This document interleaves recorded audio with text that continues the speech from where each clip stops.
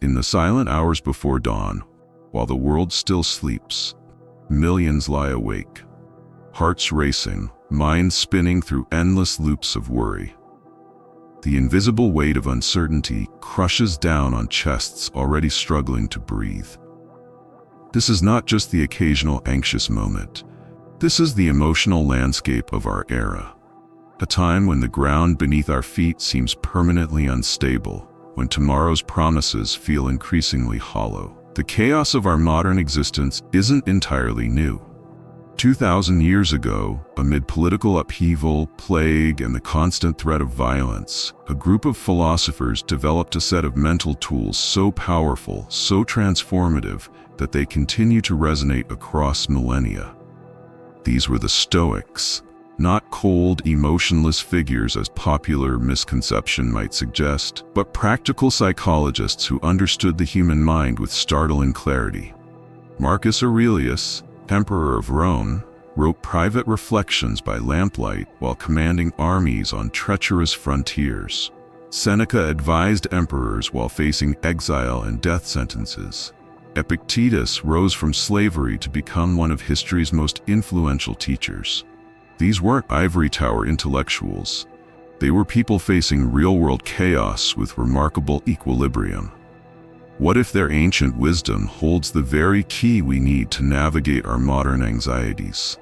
What if, hidden within texts written on scrolls by candlelight, lies a practical psychology more powerful than many contemporary approaches to mental wellness? Today we'll explore 5 transformative Stoic techniques that can revolutionize your relationship with anxiety.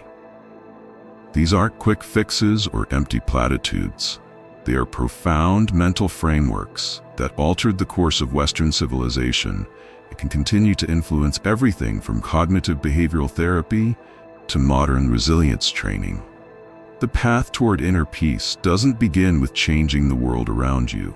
It begins, as the Stoics discovered, with transforming the landscape within. And that journey starts now.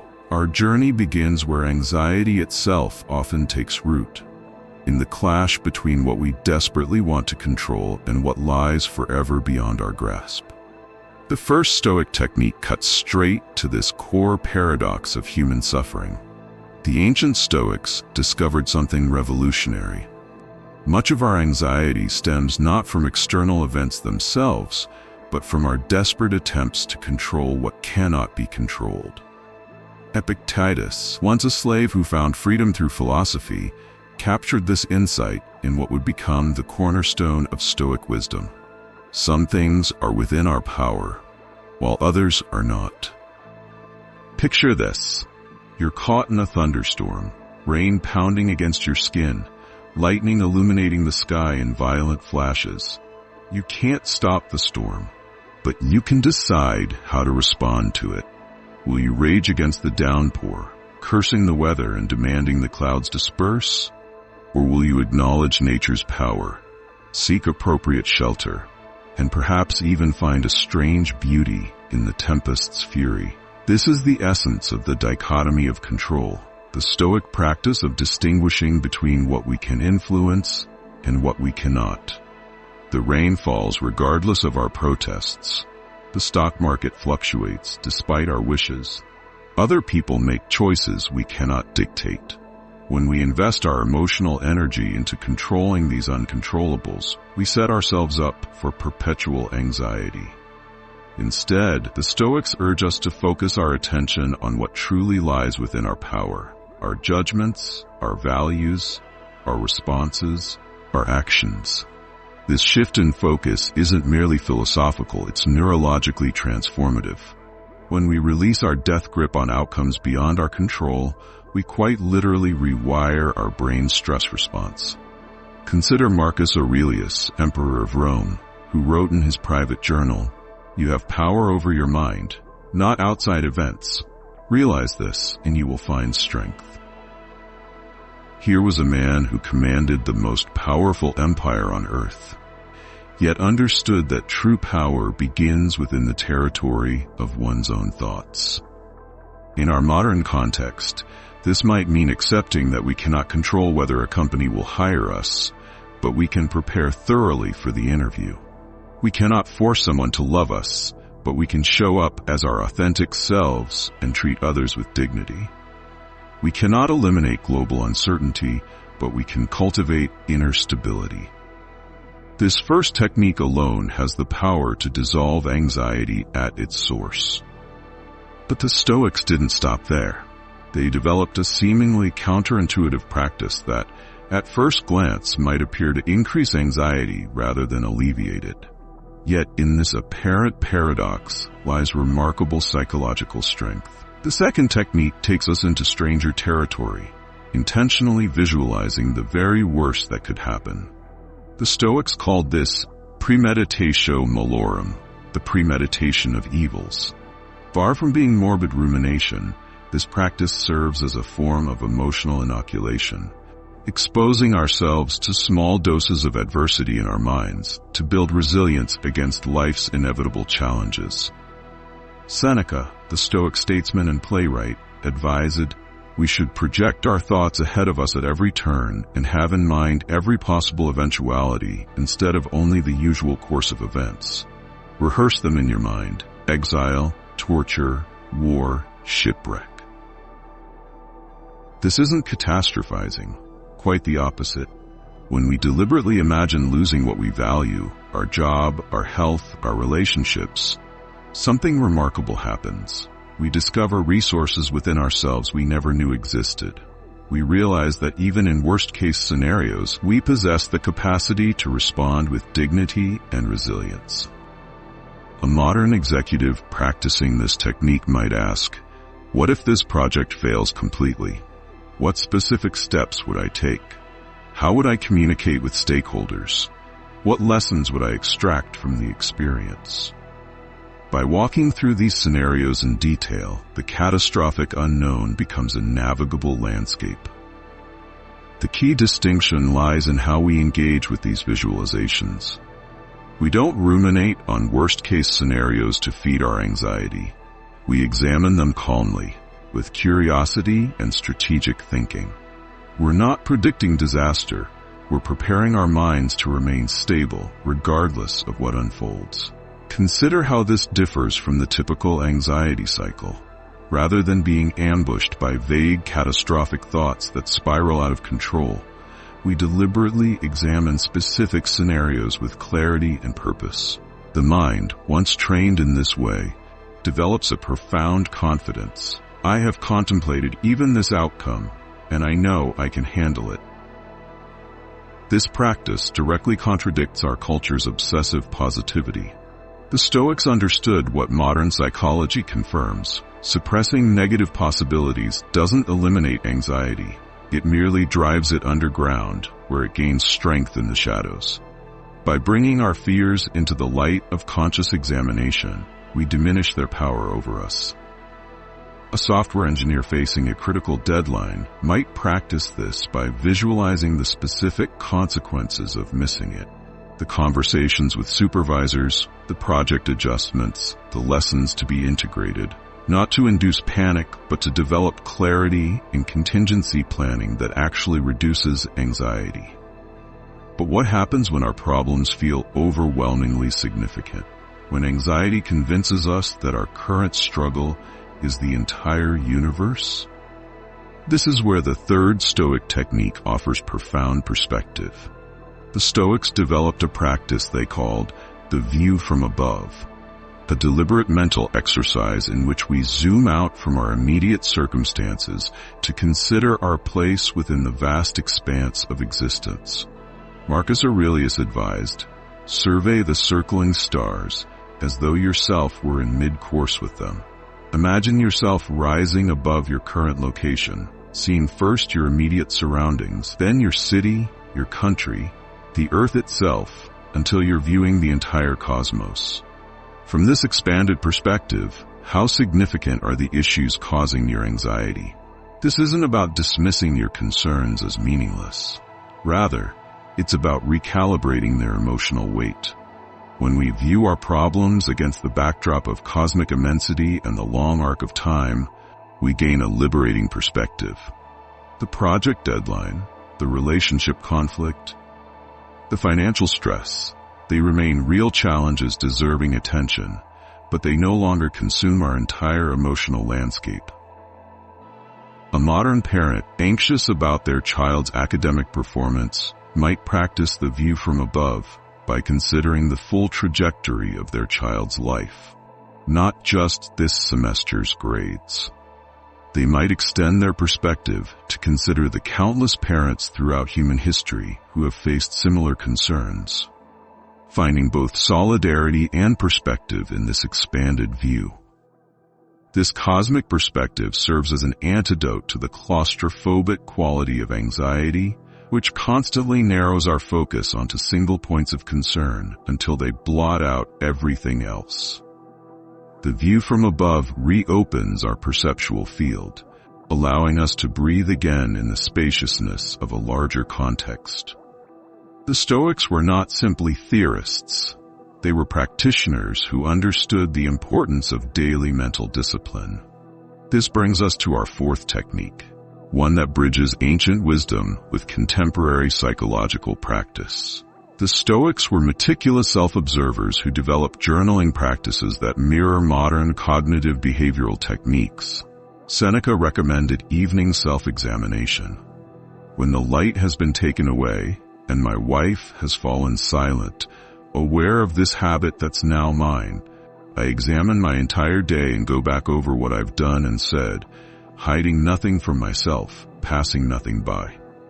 This practice of regular self-reflection serves as a powerful antidote to anxiety by bringing unconscious patterns into conscious awareness. When we examine our thoughts, emotions, and behaviors with compassionate curiosity, we develop the mental muscles needed to interrupt anxiety cycles before they escalate. Marcus Aurelius's Meditations, never intended for publication, shows us this practice in action. Each morning, he prepared his mind for the day's challenges. When you wake up in the morning, tell yourself, the people I deal with today will be meddling, ungrateful, arrogant, dishonest, jealous, and surly.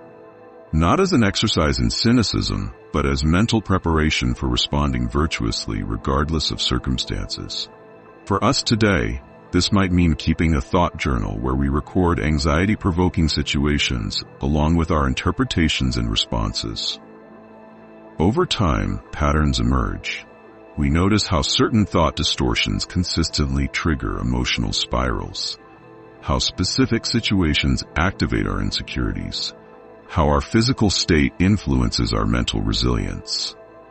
A healthcare worker experiencing burnout might practice this by documenting difficult patient interactions, noting both external circumstances and internal responses. Through this reflection, they might discover that anxiety peaks not during emergencies, where training takes over, but during administrative tasks where purpose feels unclear, revealing specific areas where mindset shifts or systemic changes could reduce anxiety. This daily practice of self-observation creates a crucial gap between stimulus and response, the space where freedom from anxiety becomes possible. Without this awareness, we remain reactive, caught in automatic patterns. With it, we develop the capacity to choose our responses rather than being driven by unconscious fears. But perhaps the most profound Stoic insight about anxiety management lies in their understanding of what truly matters in a human life. This brings us to our fifth and final technique, one that transcends mere coping mechanisms to address the very foundation of a meaningful existence. The Stoics maintained that virtue, living according to our highest human capacity for wisdom, justice, courage, and moderation, is the only true good.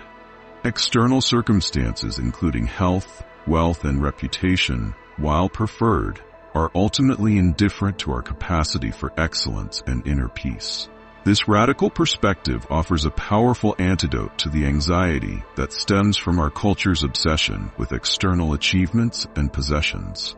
When our core identity and sense of worth is tied to things beyond our control, market fluctuations, others' opinions, physical appearance, we remain vulnerable to chronic anxiety. Epictetus, with characteristic directness, challenged his students. Make the best use of what is in your power, and take the rest as it happens. This isn't passive resignation, but active engagement with what truly matters. Our capacity to respond to life with integrity, wisdom, and compassion. A professional whose identity is entirely wrapped up in career advancement might practice this by reconnecting with deeper values, perhaps mentoring others, bringing excellence to their work, regardless of recognition, or cultivating character strengths that transcend professional success. When virtue becomes our primary concern, the anxiety of external validation naturally diminishes. Consider how differently we might approach life's challenges from this perspective. A health crisis becomes not just a threat to our comfort or longevity, but an opportunity to display courage and equanimity. A financial setback becomes a laboratory for practicing moderation and resourcefulness. A relationship conflict becomes an arena for developing patience and understanding. This shift doesn't eliminate difficulties, but it transforms our relationship to them. When our core purpose centers on developing character rather than accumulating externals, we discover a form of success that cannot be taken from us by changing circumstances. Modern research in positive psychology confirms what the Stoics intuited, that meaning and purpose provide remarkable resilience against anxiety and depression. When we orient our lives around contribution rather than acquisition, around character development rather than image management, we build psychological foundations that remain stable even in turbulent times. These 5 Stoic techniques, the dichotomy of control, negative visualization, the view from above, self-examination, and virtue-centered purpose, form an integrated system for transforming our relationship with anxiety. Together, they address anxiety at cognitive, emotional, and existential levels. The true power of Stoic practice emerges not from intellectual understanding, but from consistent application in daily life. The Stoics themselves were not perfect exemplars, but dedicated practitioners, returning again and again to these techniques through life's inevitable challenges. As we navigate our own era of unprecedented uncertainty, these ancient practices offer not an escape from reality, but a more engaged, purposeful way of meeting it. They promise not a life without difficulty, but something far more valuable: the capacity to find tranquility and purpose, even in turbulent times. The anxious mind constantly asks, what if something goes wrong? The Stoic mind responds, I have the resources to respond with wisdom and integrity, no matter what happens. In that simple shift lies freedom from anxiety's grip, not in controlling the uncontrollable external world, but in developing the internal resources to meet whatever comes with equanimity and purpose. As the first light of dawn breaks through your window, illuminating another day of possibility and challenge, remember that you carry within you the same capacity for inner freedom that sustained philosophers, slaves, and emperors through history's most turbulent periods. The practice begins now, with your very next thought, your very next choice. What if the wisdom you need has been waiting for you across 2,000 years of human experience? What if the path to inner peace has been here all along? I want to take you deeper now into the practical application of these transformative Stoic techniques beyond theory and into the living laboratory of your daily experience. Because Stoicism was never meant to be merely studied. It was designed to be lived, breathed, and embodied in the crucible of human experience. Let's begin with a scenario familiar to many of us in this digital age. The moment your phone lights up with an unexpected message that sends your heart racing. Perhaps it's your boss requesting an urgent meeting, a relationship text that seems ominously brief, or news of global events that threatens your sense of security. That initial adrenaline surge, that tightening in your chest, this is where Stoic practice begins. In applying the dichotomy of control, we start by asking a deceptively simple question. What aspects of this situation can I influence, and what lies beyond my control? The message itself has already arrived, that cannot be changed. The sender's intentions, the broader circumstances that prompted it, the timing of it all, these too lie outside your sphere of influence. What remains within your control? Your interpretation of the message, your breathing pattern as you process it, the words you choose if you respond, the principles that guide your next actions. Notice how this shift in focus immediately creates a sense of agency amid uncertainty. Rather than being swept away in anxious speculation about unchangeable elements, you stand firmly in your zone of influence. I witnessed this principle transform a friend's experience during a company restructuring. With rumors of layoffs swirling, most employees succumbed to paralyzing anxiety. But my friend, a student of Stoic principles, redirected her energy toward what she could control, updating her skills, strengthening her professional network, and bringing exceptional quality to her current projects. When layoffs came, she approached her uncertain future not with panic, but with poised readiness. The external circumstances hadn't changed, but her relationship to them had been fundamentally transformed. This brings us to the practice of negative visualization, which becomes particularly powerful when applied to our most persistent worries. Take a moment now to identify an anxiety that frequently visits you. Rather than pushing it away, a strategy we know ultimately fails, invite it closer. What specifically are you afraid might happen? Not the vague catastrophe your anxiety hints at, but the concrete reality of your concern. If it's financial insecurity, visualize in detail what losing your income would actually entail. Where would you live? What resources could you access? What skills could you leverage? Who would stand by you? Rather than drowning in the abstract dread of financial ruin, you're mapping the actual terrain of a challenging but navigable future. I practiced this myself before a high-stakes presentation to investors. Instead of suppressing my fear of forgetting my material, I visualized it happening in detail. The moment of blankness, the silence in the room, my acknowledgement of the lapse, the specific ways I would recover and continue. By mentally rehearsing this dreaded scenario, I extracted its emotional fangs. When I stood before the investors, my mind remained clear, unclouded by the anxiety that comes from resisting possibility. The view from above becomes particularly transformative when practiced as a daily meditation rather than an occasional thought experiment. Set aside 5 minutes each morning to progressively expand your perspective. Begin with awareness of yourself in your immediate space. Then mentally pull back to see your home, your neighborhood, your city. Continue expanding to your country, the planet, the solar system, and beyond. Feel the psychological spaciousness this creates. How your current concerns, while still valid, no longer monopolize your mental landscape. A deadline remains important, but becomes properly contextualized. A conflict still requires resolution, but no longer defines your entire existence. This expanded perspective serves as the ultimate antidote to the tunnel vision that anxiety creates. A surgeon I spoke with practices this technique between operations. In those moments of transition, she mentally zooms out to view her work within the larger context of human suffering and healing throughout history. This brief practice prevents the intense focus required for surgery from becoming the constricted perspective that leads to burnout and anxiety. Her challenges remain real, but they exist within a much larger, more spacious context. Self-examination becomes most powerful when structured as a consistent practice rather than an occasional reflection.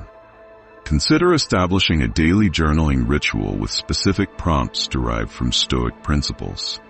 What triggered anxiety today? What judgments accompanied that anxiety? Which of these judgments confused preferences for necessities? Where did I invest energy in uncontrollables? This practice isn't merely retrospective, it's perspective, building the mental pathways that allow you to catch anxiety earlier in its cycle. Like a scientist studying a natural phenomenon, you begin to recognize the patterns of your own anxiety responses with increasing precision, allowing for earlier and more effective intervention. I was struck by the transformation in a client who committed to this practice for just 10 minutes each evening. Within weeks, she reported not only greater awareness of her anxiety triggers, but an ability to catch herself earlier in the process. It's like I've created a small pause between the trigger and my response, she told me. In that pause is a whole new world of possibility. Finally, the Stoic emphasis on virtue as the ultimate good becomes most practical when we use it to redefine success in our most anxiety-producing areas of life. Consider where you currently measure success by external standards beyond your control. Approval from others, comparative achievement, specific outcomes, material acquisition. Now reimagine success in those same areas, but defined entirely by the virtues you bring to them. In relationships, success becomes not securing a particular response from others, but bringing patience, understanding, and authenticity to each interaction.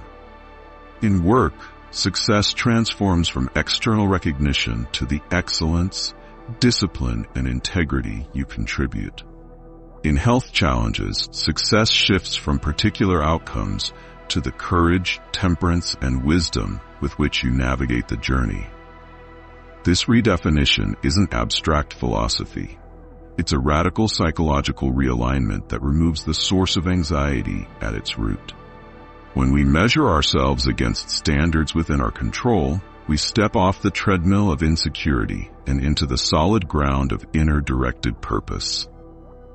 I observed this principle's power in the journey of an entrepreneur whose startup faced a series of devastating setbacks. By conventional metrics, he was failing.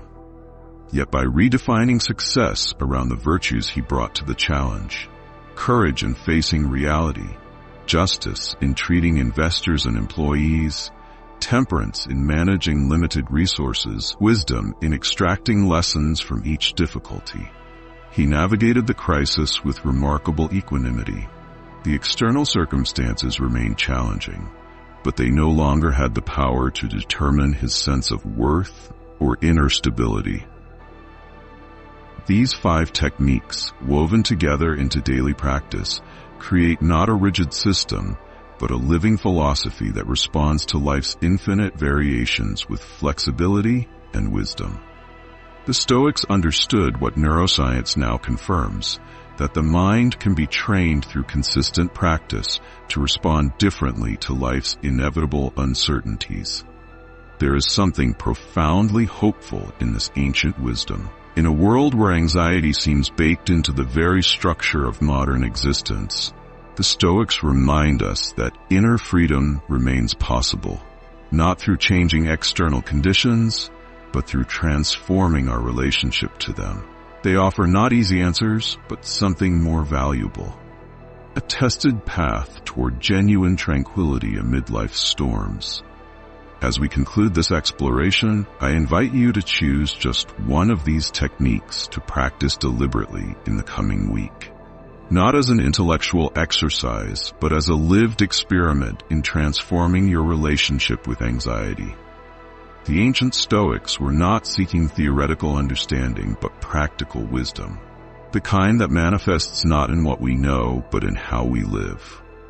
In the quiet laboratory of your daily experience, test these ancient tools against the very real challenges of modern life. You may discover, as countless others have across centuries, that wisdom doesn't age, and that the path to inner freedom has been waiting for you all along. Hidden in plain sight within philosophies born thousands of years before our modern anxieties even had names. The journey towards Stoic tranquility isn't about eliminating anxiety from your life. It's about transforming your relationship with it. It's about developing the inner resources to meet uncertainty, not with fear, but with the quiet confidence that comes from knowing you can respond with wisdom and integrity to whatever life brings. The practice begins now. The wisdom awaits your discovery, and the path toward inner peace unfolds one conscious choice at a time.